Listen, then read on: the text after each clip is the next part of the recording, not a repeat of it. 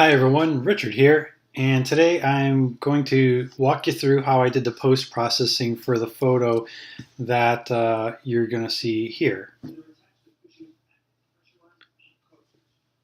So this is the final image that I settled on. It's a factory with a river and a sunset in the background. It's not the greatest subject. You have this concrete wall that's blocking the factory. It would be really nice if that wasn't there. There's some distracting power lines going on. Um, you know, I don't like the bushes. I don't really like how they stop here. I wish the bushes on the right hand side kind of kept going. That would be nice. So there's some things that I don't like about the photo, but this is a spot that I drive by a lot when I'm going to work, coming home from work, and there's something about it that I just like. I like the way that the river kind of goes into the background, curves, and there's usually rocks that are poking out just over the water. And I've always thought, hey, this would be a really nice thing to take a photo of. But if the opportunity, came up, if I had some good lighting or something, but there's never really good lighting, and so this was an opportunity that I had. I was driving around here, and the sun was kind of really unique. The sunset was really cool looking. Dark clouds. They were really low and real thick, and the sky was just really dark orange. And I thought it was really cool looking because it doesn't happen that you get this sunset in this area like this very often. So I had to seize the moment. I had my camera gear in my trunk, and so I stopped into the nearby parking lot and got out, set up my tripod, and I said, hey, well, let's try to see what I could get. So this is the final image. And when I got home, I had a few different images because I was just rushing around trying to get something that looked good in the camera. I had a neutral density filter in, so the scene was darker with that neutral density filter. So I darkened the scene so that I can use a really slow shutter speed. I wanted to smooth out the water. So I got a 4-second exposure. You could see the river's really nice and smoothed out. And I think that's a really nice look. I do like the long exposure shots whenever you're dealing with water. So, but anyway, this is the image, and I'm going to show you how I took this gloom to vroom. I thought the final image looks pretty good. It's not perfect, but it's good. And the purpose of this is to show that you can sacrifice, images that you think don't look good. I always shoot in raw format. It gives the best chance for bringing some of the details of the image out without really destroying the image, because you can do these adjustments in Lightroom, and you can do different copies and different versions of these edits, and you could still retain that original file, and so you're not ruining it. So anyway, here I go. The first thing I always do is go down to the bottom of Lightroom on the right hand side, and I do the lens correction stuff.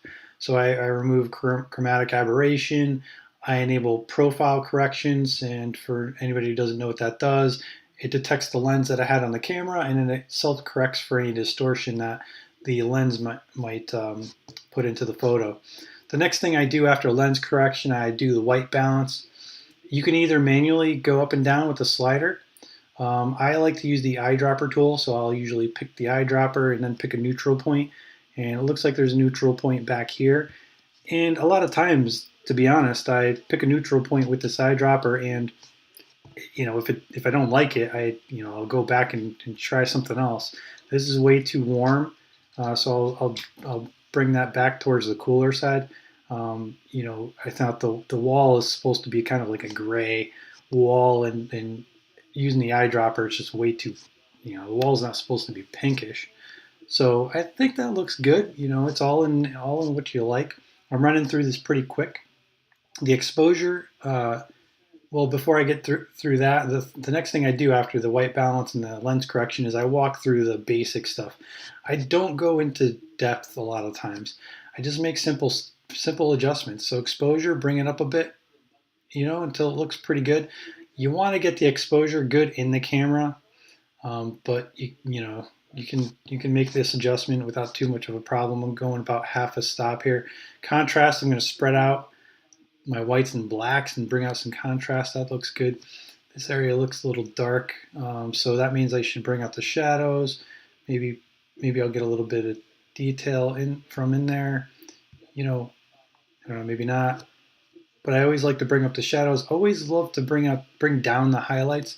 You'll see in the sky, bringing down those highlights really makes that sky pop.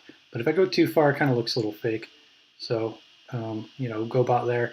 Whites, boost them a little bit. I don't know, kind of brightens it up. Darks, make those darks a little bit darker. Give it some grit. We get this old factory. We need some grit in this old factory. Some clarity, that'll give it some grit. But don't go too crazy with the clarity because I think the images could look a little bit fake. Those are the major adjustments that I did. Brought up the contrast, dropped the highlights, raised the shadows a bit, contrast it out a little bit. Clarity maybe you don't need, but that's pretty much how I made my adjustments. I think my actual image is a little bit warmer. But that's kind of like all I really liked to do. Maybe I could kind of work on the. See, there you go. See, the white balance is so important. The last thing that I did to the image, and I think this is a really cool tool in Lightroom, is the transform tool. So I'm going to use guided, and to use guided, you have to draw a horizontal line on a horizontal thing. So I got the bridge in the background. I'm going to draw my horizontal line there to align horizontally. I'll make sure I get it right on both ends of the bridge there. So there's my horizontal point, and then so that'll do that. And then, but the guided does need a vertical line, so I'll just pick like right in. I'll try to get right in the middle of the stack, and I'll try to draw that line straight through the middle of the stack. Release, so that I have my two lines. You'll see those lines move. The image takes a couple seconds to refresh on this laptop, and there you go. My image is now realigned. The bridge is perfectly straight horizontally. That middle stack is upright, straight. If you want to mess around with it, you could toggle those on and off again in the transform section in the panel on the right. But that's all I did for the photo. I made those real small adjustments up top, and I did the transform. And I took this photo from, something that it was a really bad photo. I thought it was dark, and I didn't have the exposure right out of the camera, and the scene was crooked.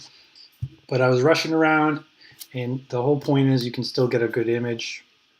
And maybe it's not print quality if you were to really look and do the pixel peeping thing. But hey, I think it looks good. And overall, I think I was able to get a good photo out of this opportunity. I don't get the opportunity often to photograph this spot with this sunset, so I thought it was a good chance to get a decent photo. So that's all that I have for this video. If you do like this, and if you want to see more videos, please subscribe in YouTube. Like the post, share the post, do all that cool stuff. Really appreciate that. And I do appreciate you guys taking the time to watch this video. All right, get out there, enjoy photography. That's all for now.